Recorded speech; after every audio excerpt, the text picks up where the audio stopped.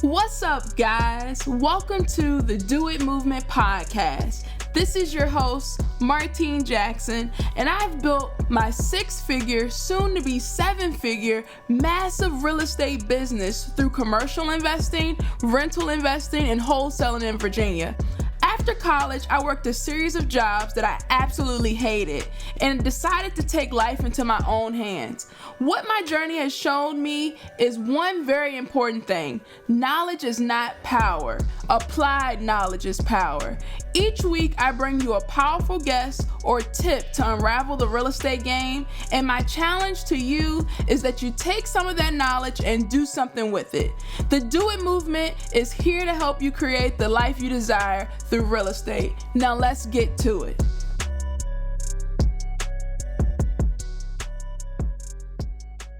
Hello, today, Do It Movement listeners. This is your host, Martine Jackson. Today we have the O'Neal Parker, all the way from Louisiana. How you doing today? Good. How about you? Good. I'm glad to have you join me today because, I see you out here broadcasting your stuff, showing people that you out here making it happen. You're not just talking about it, you being about it. Just doing a little something. I'm just doing it. That's what we pride ourselves here at the Do It Movement. You're out here making it happen. So for the folks that don't know who you are, maybe just share your story. Why'd you get into real estate? And I guess you can share what's your expertise in real estate as well. I guess I just start by introducing myself. Right. My name is O'Neal Parker. I'm a real estate investor in Lafayette, Louisiana. I invest in 3 different markets: Lafayette, Lake Charles, and Baton Rouge, Louisiana. My main focus is buy and hold, which is rentals, but I do really pretty much anything when it comes to real estate. It just depends on the deal. Like whatever makes sense for it, that's what I'll do. And I also do credit repair and business credit for the people that need those services. So what was your question again? I'm sorry. Well, why'd you get into real estate? Because everyone seems to have a reason why. Like I've never heard anybody say, well, I came out of the womb and I just wanted to invest. So when I was younger, my dad, he still owns a building downtown in my area. So he's the only African-American guy to own a building in our downtown area. So I grew up always around, big buildings, apartment buildings, just looking at houses all the time. My parents built a house. I think they was in their 30s or something. So I would always be around, always looking at it. So I always had, a love for real estate since I was 13 or 14. So I always knew I wanted to be in real estate. I just didn't know what. So when I was younger, I was telling everybody I wanted to be a real estate agent, but really I wanted to be a real estate investor. I didn't know anything about investing at that time because I was so young. So it was just something that I always enjoyed and I liked it. And I would have dreams about being an entrepreneur and owning real estate. So it's always been something I've been into. So I just did it. Just started doing it. How I did it was, I guess you want me to get to that? You say it one more time? How I started and all that? Oh, yeah. How you started? What made you take the jump?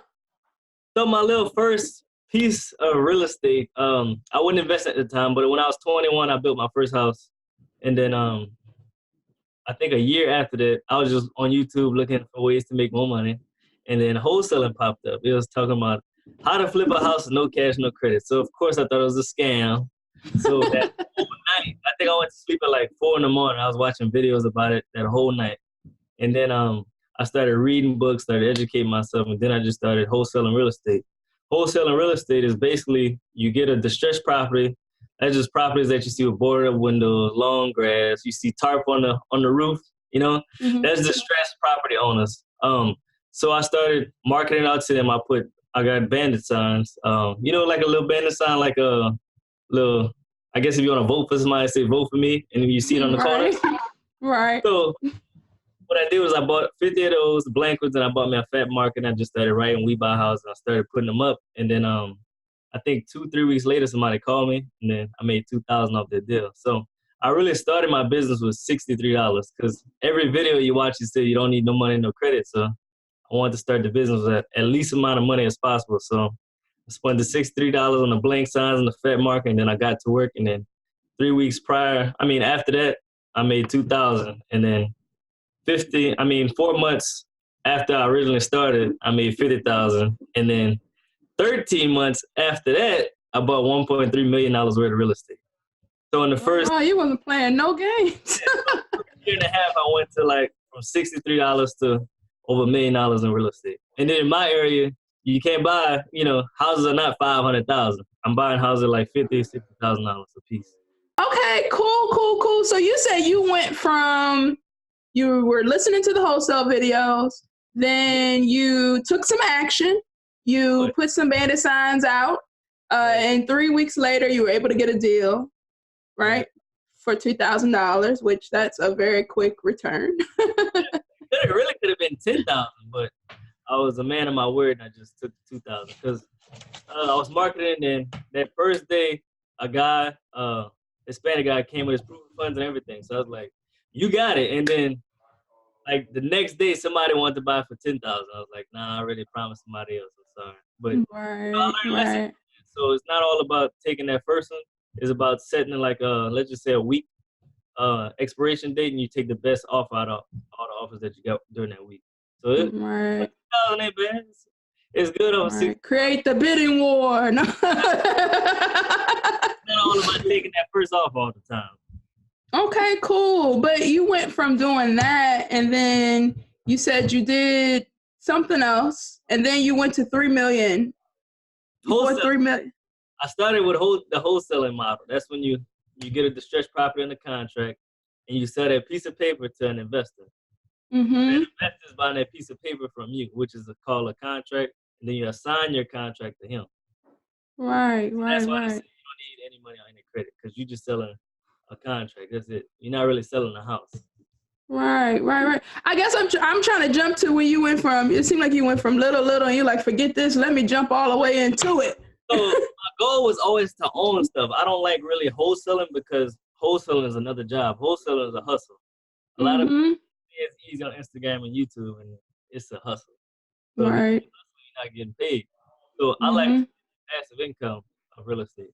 So that's why once I figured out I can actually buy these houses, I started buying the houses and collecting the rental payment, the rental income. So that's just like flipping houses. If you're not actively flipping a house, you're not getting paid. But if you own a rental and you have a tenant, somebody living there, you're getting paid every month. So these ones, because I'm very interested in what you said in your story. So these ones where you went from wholesaling to holding, what did you change? How did you get to that point? Because that's like a massive switch. So basically, while I was wholesaling, I was educating myself on different parts of real estate. So I was like, how could I start buying these houses instead of just giving them away? Because the first house that I bought was originally a wholesale deal that nobody wanted. And I bought it for $56,000 and it was worth $100,000. So nobody wanted the house. I was like, damn, this must be a call from God that I need to get it. Right. I started learning different ways to buy houses. So that first house, I bought it with no money in my pocket at all. So how I did it was, it was $56,000 purchase price, and I got $46,000 from the bank. So which is for 80% of the purchase price, which is $46,000, and then I own a finance $11,000 or something like that. And then once I close on the property, I got a $22 check at closing instead of bringing money to the table. That's right. You got money back. You on the positive end. Right. So I was learning creative ways how to buy real estate without using my own money, and that's what I just started. And then I just kept going. I started buying houses just using the bank. So one of the banks that I use, as long as the house is under 80%, they'll give you all the money. So I'm buying a house at 50%. Let's just say it need 10,000. Let's just say I'm buying a house at 50,000 and need 20,000 worth of repairs. The bank will give me $70,000, and I don't have to bring no money to the closing on nothing. Right. So it seems, so I want to make sure we understand the structure of your first deal, because this is a gem. You just glancing over this, but this is a gold nugget. And I don't want people to just just glance over it. Right. But so basically you got a loan from the bank for 80%. So I'm assuming it was for an investor loan to fix it up. Did it need fixing up? Yeah. It wasn't that bad, but it needed flooring in 2 rooms, and it needed the whole interior needed painted. So initially when I was buying it, when I bought it, the appraised at $73,000, and again I bought it at $50,000. After I put new floors in 2 rooms and painted the whole house, I think I spent $2,500. The house raised up to $100,000 by just doing that. Good return on investment. Right. So the bank took the first lien position, and you got seller finance from the seller for a second lien position. Exactly. Gems, you dropping them. Buying a house as an investor and buying a house as a homeowner is totally different.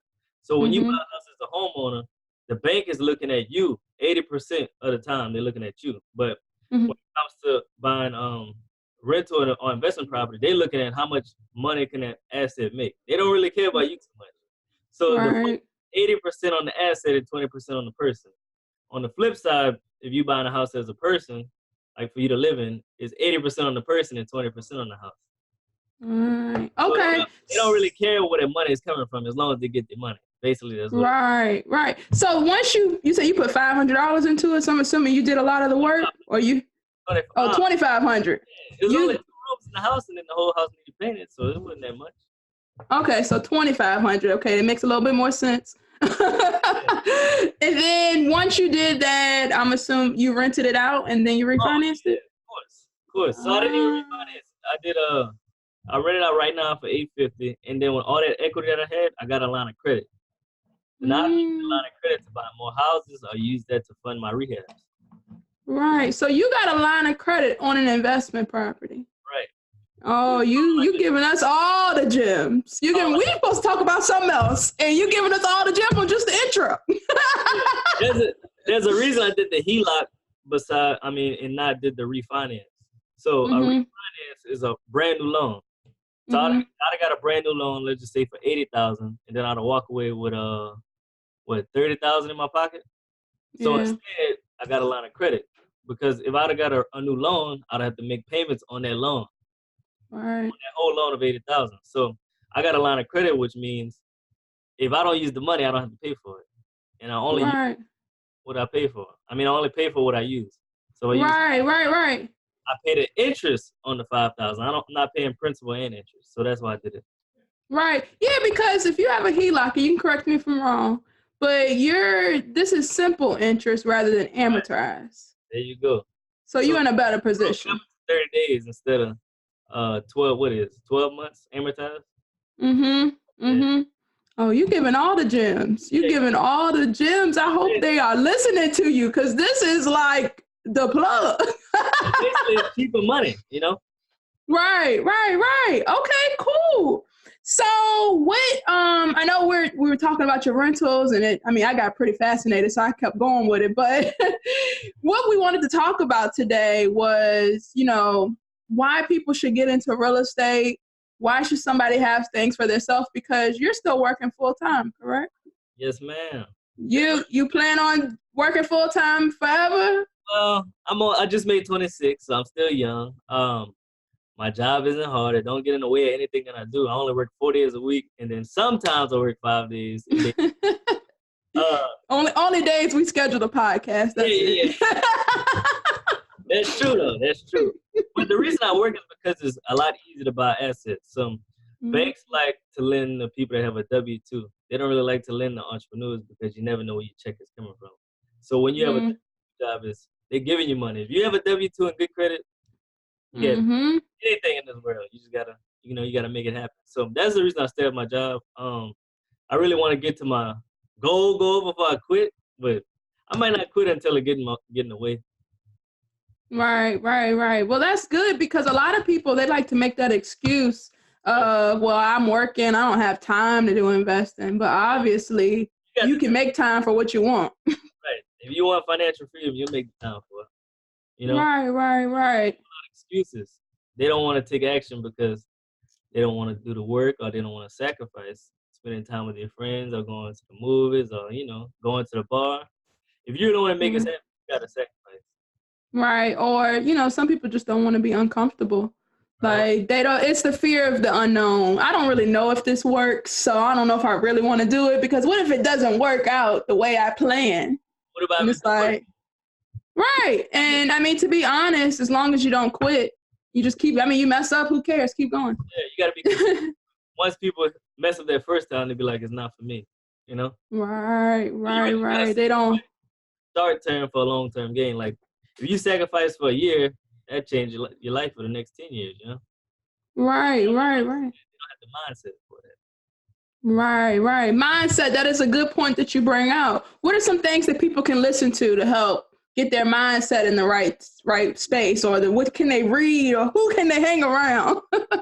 First, if you're gonna hang around with somebody, you need to hang around people who you want to be like. You don't want to hang out with some losers. Right. I listen to Greg Cardone, E.T. I listen to a lot of different people, honestly. Les Brown, Gary. I think it's crazy how people will ask or get advice from people that are not where they want to be, and they will take the advice. That's advice. Like I said, don't listen to people that's not where you're at. You gotta listen to people that know what you want to do. So what are some things that people can do if they want to hang around people that are where they want to be, but they feel a little intimidated? They're like, well, what does this person want from me? Because, I'm not there yet and they're at the goal. Why would they want to hang with me? What are some tips you can give to them?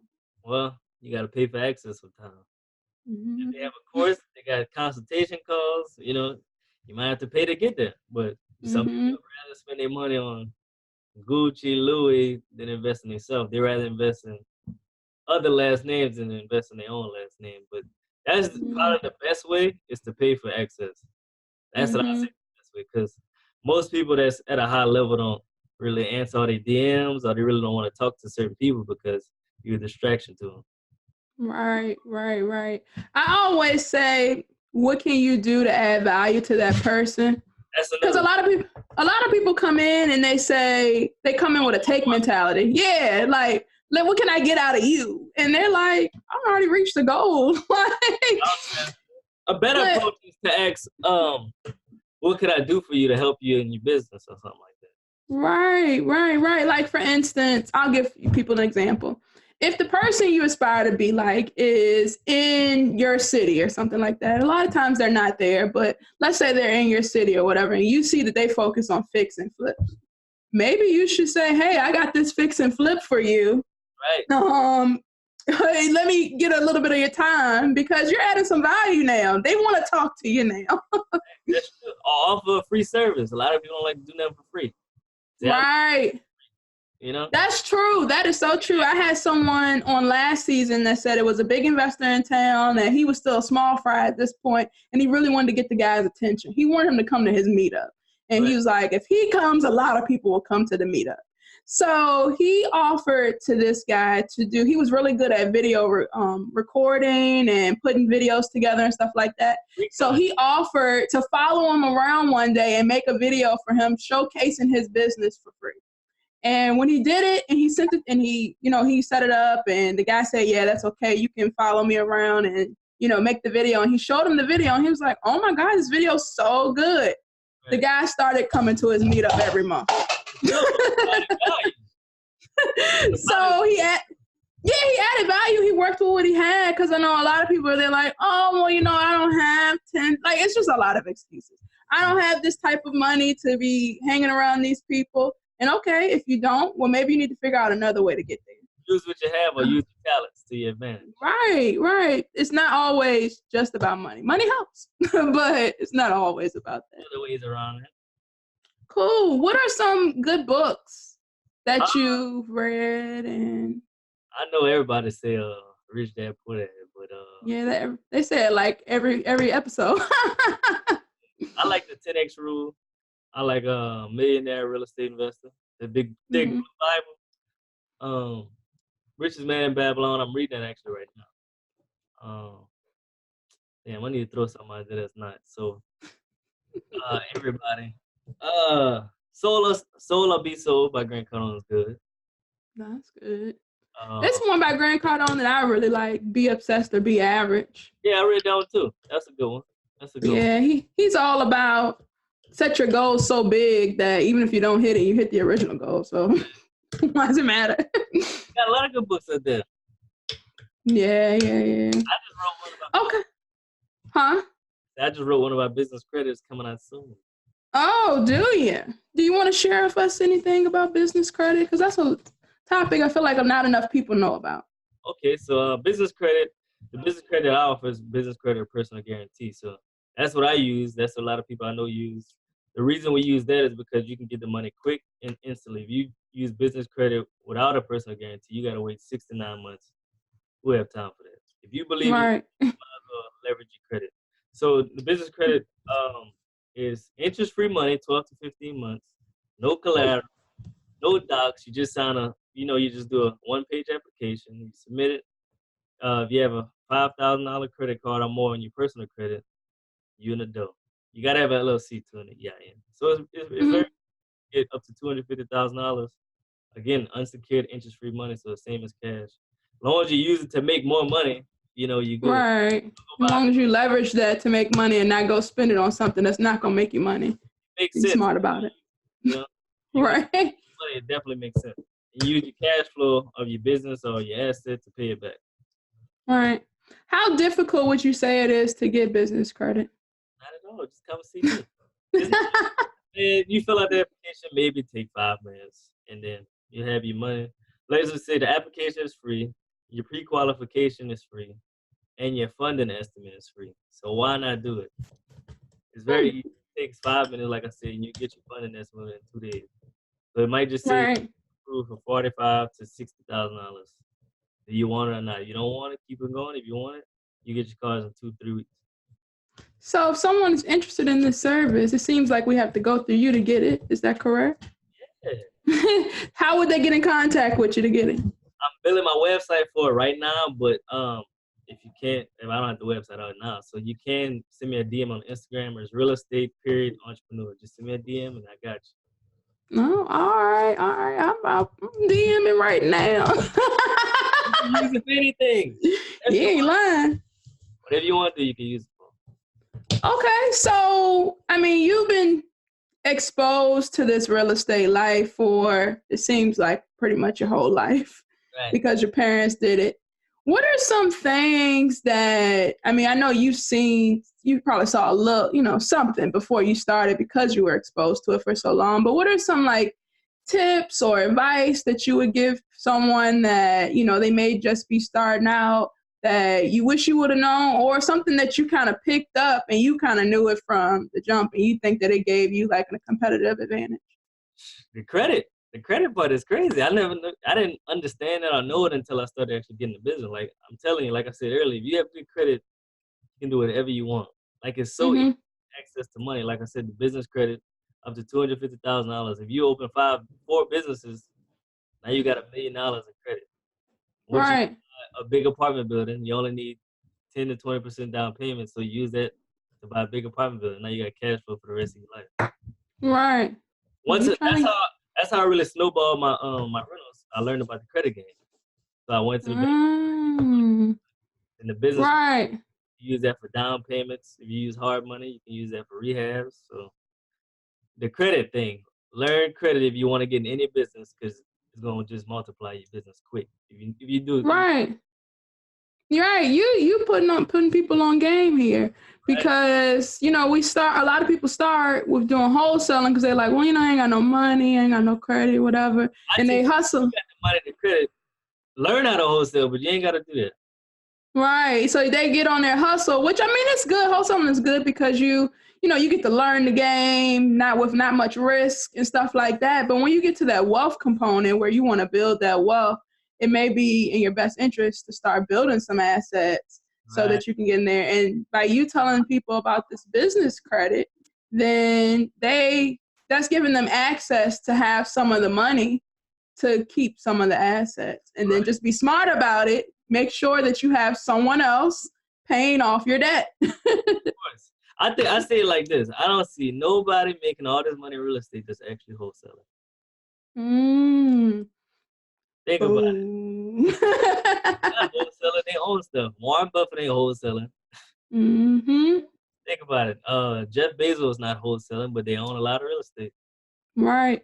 Maybe they Right. started off that way, but nah, they're not. They're not gonna continue to do it because it's a hustle. Right. So what's the name of the book that you got coming out? I'm struggling with a few different names. When you think it's gonna come out? I got this name. If you have good credit, you're already rich. That's that's the one I'm shooting towards, but I don't know it just yet. It's probably coming out next month. Oh, okay. Yeah, I gotta get it and all that. We got an exclusive here. Yeah. Everybody put your pre-orders in. Yeah. Pre-order now. But yeah, I finished writing it last weekend. Oh, you did? Yeah, it's gonna be like a little ebook. I'm gonna do audio book and probably do like a little hard copy or soft copy, whatever. Okay, cool. That's awesome. That's another way for residual income. Another way. Okay, cool. Is there any, I know you told us about the business credit, told us about these good books, you told us about your book that's coming out. Is there anything else you want to leave us with before we wrap this up? Whatever y'all want to do, start educating yourself and just take action. Everybody's opinion doesn't matter. You just got to believe in yourself. If you believe in yourself, that's all that matters. You got to change. That's true. You want something different. A lot of people do different things in life, but they continue to do the same thing over and over. Right. Get started. Just keep educating yourself and just keep it rolling. Right. Yeah. From my experience, I remember when I was first starting, my mom believed in me, but she's probably the only one. But just anybody else, especially like family members, I didn't really tell them what I was doing until I became successful. I was like, I haven't worked a job in like a year, right? And they're like, what? But you did all of this stuff. I told you I was starting this business and you ain't believe me. That's how it was for me too. A lot of, like, my parents didn't want me to, they didn't want me to get my first house. I didn't tell them until a week before closing. I'm shocked your dad was doing it. He didn't want you to do it? They didn't think I was ready. No, they didn't think you thought you was too young. You said you was ready. Yeah, they never did it that young. Nobody in my family ever built a house at 21, so it's different. Like my parents, as soon as I told them, they told everybody. Everybody's calling my grandma, my aunt. Don't do it. And now it's different now. So they always telling me they're proud of me and all that stuff. So. Well, good. I'm glad you took the leap against everybody else's calls. It's my life. I don't live for nobody else but me. In my case. All right. Cool. Well, I appreciate you being on the podcast, man. Like, I know we were, talking about why we should get into business for ourselves, but I just think just the beginning part of the podcast, when you brought up the gym about how you started holding these properties and getting wealth from these properties without even using any of your money, which is like, that's a game changer for a lot of people, because a lot of them think that you got to have money to do this. You got to have a mind. Yeah, you got to have a mind. Yeah. So I'm glad you share that. I really appreciate you being on. It's a great episode. All right. If you guys are interested in his business credit, which it sounds like is the plug, make sure you hit him up, because it can help you escalate your businesses faster. Sure. But until next time, DoItMovement listeners, see ya. Peace. Thanks, guys, for checking out the DoItMovement podcast this week. I hope we inspired you to make some power moves now. If you haven't already, make sure you follow us for more info on our guests and new episodes at DoItMovementPod on Instagram and at DoItMovementPod.com. Make sure as you apply some of this knowledge, you tag us along the way by adding #DoItMovement so that we can recognize the change makers. See you next week.